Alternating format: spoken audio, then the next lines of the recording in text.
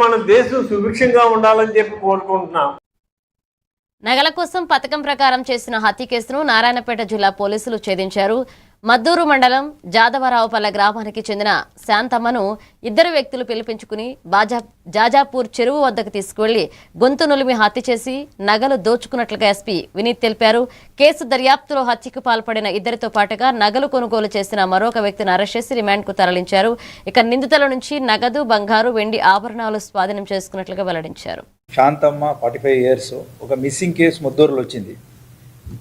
Missing వచ్చినాక దానిపైన మనం ఇన్వెస్టిగేషన్ చేసాము. మిస్సింగ్ ఉమెన్ అది చేసినాక మనకు తెలిసింది ఏంటంటే ఆమెతో పాటు ఒక ఇద్దరు చాలా ప్లేసెస్లో తిరిగినట్టు మనకు సమాచారం వచ్చింది. తర్వాత ఫర్దర్ ఎంక్వైరీ చేసినప్పుడు ఒక రాజు అనే అతన్ని మనం పట్టుకున్నాం. అతను పెద్దిరెడ్డిపల్లి విలేజ్కి చెందిన అతను.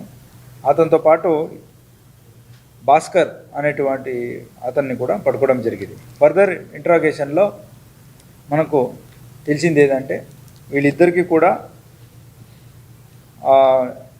ఈమె పరిచయం ఉంది.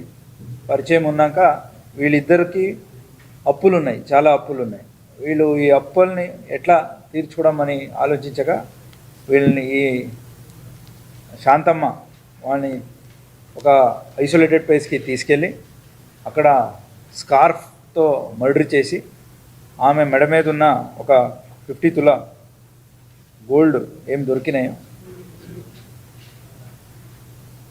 50 తులా సిల్వర్ ఏం దొరికిందో ఆ సిల్వర్ని నారాయణపేటలో ఉన్న జాజాపూర్లో ఉన్న ఒక గోల్డ్ షాప్కి అమ్మేసి అక్కడ డబ్బులు తీసుకొని వాళ్ళు దాన్ని వాడుకున్నారు పరంగా. అలాగే ఈ recovery from receiving from jewellery పరంగా కూడా ఈ ఒక అడ్వైజరీ మెమోని